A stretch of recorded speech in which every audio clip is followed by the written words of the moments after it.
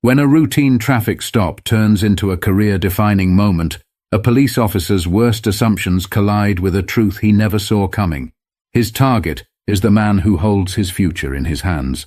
The sun was starting its descent over the streets of Sacramento, painting the sky with streaks of gold and amber. Eric Porter was on his way home after a long day at the office. His sedan hummed softly as he adjusted the air conditioning, eager to shake off the day's stress. The radio played faintly in the background, a soothing antidote to the bustling city streets. He approached a yellow light, slowing down just as it turned red. That's when the blue and red lights erupted behind him, accompanied by the sharp blare of a police siren. Eric glanced in his rearview mirror, his brows furrowing slightly. He pulled over to the side of the road, rolling down his window as a police cruiser parked behind him. Out stepped Officer Bradley Larson, mid-30s, with a buzz cut and a badge gleaming on his chest. Larson adjusted his belt as he swaggered toward Eric's car, exuding the confidence of someone used to being in control. "License and registration," Larson said curtly, his voice flat but laced with a hint of authority. Eric complied without a word, reaching into his glove compartment for his registration and handing over his driver's license. His movements were deliberate and calm, but he could feel Larson's gaze scrutinizing him, as if searching for a reason to dig deeper. "Do you know why I pulled you over?" Larson asked, leaning closer to the window. "I'm not entirely sure," Eric replied evenly, his tone polite but firm. "You didn't come to a full stop at the light," Larson said, though there was a flicker of hesitation in his voice. Eric frowned but nodded slightly. "I see. I thought I slowed down in time, but I understand." Larson didn't respond immediately. Instead, he lingered, his eyes narrowing as he studied Eric more closely. It wasn't just a routine stop anymore, at least not for Larson. His posture shifted, subtly but noticeably, as if he had already decided this was more than a minor infraction. The officer glanced at the license in his hand. "You're not from around here, are you?" he asked. Eric hesitated for a fraction of a second before replying. "I moved here a few months ago. My address is on the license." But Larson wasn't really listening. His questions were starting to take on an edge, just enough to suggest that he wasn't concerned about a traffic violation anymore. Eric's calm demeanor seemed to irk him, and he leaned in closer. "Where were you headed in such a hurry?" "Just going home," Eric replied. His tone remained steady, but the subtle shift in the air was impossible to ignore. Larson didn't just see Eric as a driver anymore. He saw something else, something that warranted suspicion. Eric could sense the tension building, but he didn't flinch. Little did Officer Larson know the calm exterior wasn't naivety, it was control. This was just the beginning. Larson took a step back, folding Eric's documents with an exaggerated slowness before tucking them into his chest pocket. He straightened up, his expression shifting into something faintly smug, as though he'd already made up his mind about the man sitting in front of him. "Step out of the car for me," Larson ordered. Eric's grip on the steering wheel tightened briefly, but his face betrayed no reaction. "Is there a specific reason for that, officer?" he asked, his tone measured. Larson's lips twitched, but he masked it quickly. "I asked you to step out of the car. You don't want to make this harder than it has to be." The threat hung in the air, unspoken yet unmistakable. Eric exhaled slowly and opened the door. As he stepped out, Larson's eyes flicked over him, sizing him up. Eric stood a little taller than the officer, his shoulders broad, but his demeanor unthreatening. His tailored suit suggested professionalism. His polished shoes hinted at someone meticulous and careful. Yet, none of that seemed to matter. Larson gestured toward the front of the car. "Hands where I can see them." Eric complied, his movements calm and deliberate. "Is there something specific you're looking for, officer?" Larson smirked faintly. "Just routine. We've had some incidents around here. You can never be too careful." Eric turned his head slightly, locking eyes with Larson. "Incidents involving men in business suits driving sedans? Or does this have more to do with something else?" The question landed like a punch, and for a moment Larson's composure faltered. He straightened up, his hand drifting toward his belt, more reflex than necessity. "Watch your tone," he said, his voice hardening. "I'm simply asking a question. Eric replied. There was no defiance in his voice, just a quiet firmness that seemed to unsettle the officer. Larsson leaned closer, his eyes narrowing. You seem awfully familiar with how this works. You got something to hide? Eric let the silence stretch for a beat before answering. No, officer. I just believe in being clear about the reasons for an interaction like this. Transparency, you know. Larsson scoffed, but didn't reply. He stepped back, pacing a small circle in front of the car. The dynamic was shifting in ways he couldn't quite grasp. Eric wasn't reacting the way most people would. There was no fear, no stammering, no nervous fidgeting. Instead, there was control, poise, and an unsettling calm that put Larsson on edge. You seem pretty confident, Larsson muttered, almost to himself. Like you think you know what's going to happen next. Eric didn't rise to the bait. Instead, he tilted his head slightly. Confidence isn't the issue here, officer. Respect is. Larsson froze for half a second, before turning back to face him. The smirk was gone now, replaced by something sharper, almost defensive. He opened his mouth to reply, but the words didn't come out. Eric's composure was throwing him off balance, and he didn't like it. As the silence stretched, the tension between them felt electric, and Larsson was starting to realize this wasn't going to play out the way he'd expected. But instead of backing down, he doubled down.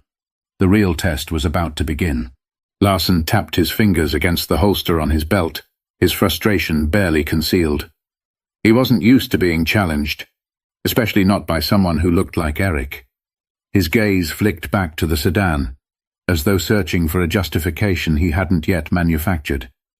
Turn around and place your hands on the hood, Larsson said, his voice clipped. I need to check for weapons. Eric raised an eyebrow. Weapons? He repeated, his tone incredulous but still measured. Do I look like someone who's carrying a weapon?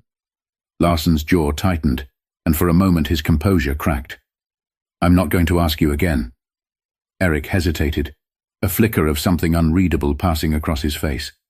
Then, without a word, he turned and placed his palms flat against the hood of his car.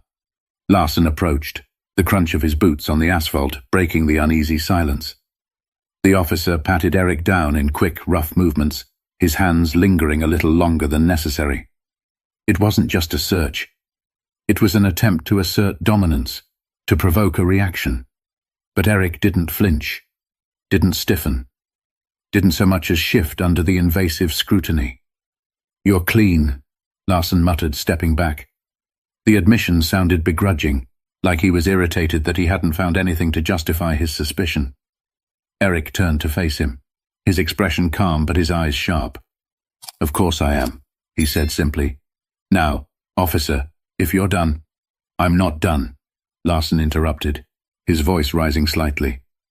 The words tumbled out too quickly, betraying his need to stay in control. You seem to know a lot about what I can and can't do. Care to explain why? Eric folded his arms, his posture relaxed despite the tension crackling between them. I've had my fair share of interactions with law enforcement, he said. Let's just say I've learned a lot over the years. Larsson's eyes narrowed. That's so. You a lawyer or something? Eric smiled faintly. Or something. The ambiguity in his answer seemed to irritate Larsson further. He stepped closer, invading Eric's personal space, his voice dropping to a near growl. Listen. You think you're smarter than me? Think you can talk your way out of this? Eric met his gaze evenly, unflinching. I don't think anything, officer. I just believe in fairness. And so far I'm not seeing much of it here. The words hung in the air like a challenge, and Larsson took the bait. Fairness? You think fairness is what this is about? People like you always? He stopped himself abruptly, the words lingering like smoke even though they hadn't fully escaped. Eric's expression didn't change, but something about his posture shifted, a subtle but unmistakable signal that he'd caught exactly what Larsson had left unsaid. People like me, Eric repeated, his voice soft but charged with meaning. Larsson bristled, stepping back as if realizing he'd just crossed a line he couldn't uncross. You know what I mean, he muttered, though his tone lacked the conviction it had moments earlier. "I think I do," Eric replied quietly. His calmness wasn't passive anymore. It was razor-sharp, cutting through the pretense like a blade. "And I think we both know this interaction stopped being about a traffic violation a long time ago." Larson opened his mouth to respond, but the words didn't come. For the first time he looked uncertain, like he wasn't entirely sure how to proceed. The balance of power was shifting, and for the first time, Larson was on shaky ground. But the moment of reckoning was still to come, and it would be one he'd never forget. Eric's voice broke the heavy silence, steady and unyielding. "Officer, I think it's time you know who I am." Larson's brows knitted, his irritation resurfacing. "I don't care who you are," he shot back, though the faint crack in his tone suggested otherwise. Eric reached into his pocket, his movements slow and deliberate. "I'm reaching for my badge," he said calmly, watching Larson's hand twitch near his holster. "No need for theatrics. I want you to see it." The words hung in the air, weighted with something unspoken. Larson's eyes followed Eric's hand as he pulled out a leather wallet and flipped it open, revealing a gleaming badge. "Eric Porter," Eric said, his tone as casual as if he were introducing himself to a neighbor. "Head of Internal Affairs, Sacramento Division." Larson froze. His eyes darted to the badge, then back to Eric's face, searching for some sign that this was a joke. But there was no humor in Eric's expression, only quiet authority and a hint of disappointment. "Internal Affairs?" Larson repeated, his voice cracking slightly. "You're—" "Yes," Eric interrupted, saving him the trouble of finishing the thought. "I oversee officer conduct. My job is to ensure that the people wearing this badge uphold the integrity and values it's meant to represent." Larson's face paled, his confident demeanor unraveling in real time. He took a small step back, his hand falling away from his belt, as though the weight of his own authority had suddenly become too heavy. Eric took a step forward, closing the gap Larson had instinctively created. "Do you know what the most troubling part of this interaction has been, Officer Larson?" he asked, his voice calm but piercing. Larson didn't answer.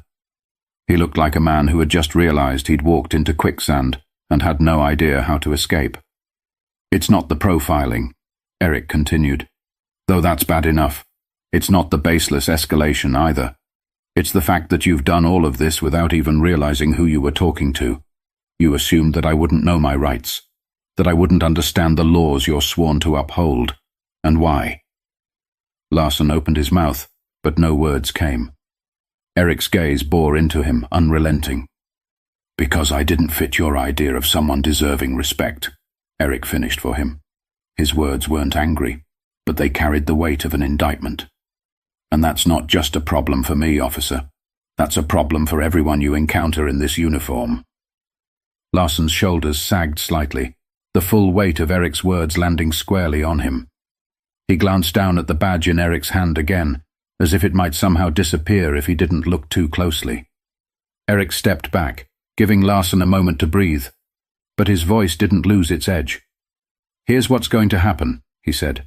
"You're going to take a step back, return my documents, and think very carefully about what you say next." Larson's lips parted, but he hesitated, clearly debating whether to push back or comply. The hesitation cost him. "And then," Eric added, his voice lowering slightly, "you're going to hear from me again. Not as a driver you stopped on the side of the road, but as the man tasked with deciding whether you're fit to wear that badge." Larson swallowed hard, his face reddening as the weight of the moment sank in. He reached into his chest pocket and pulled out Eric's license and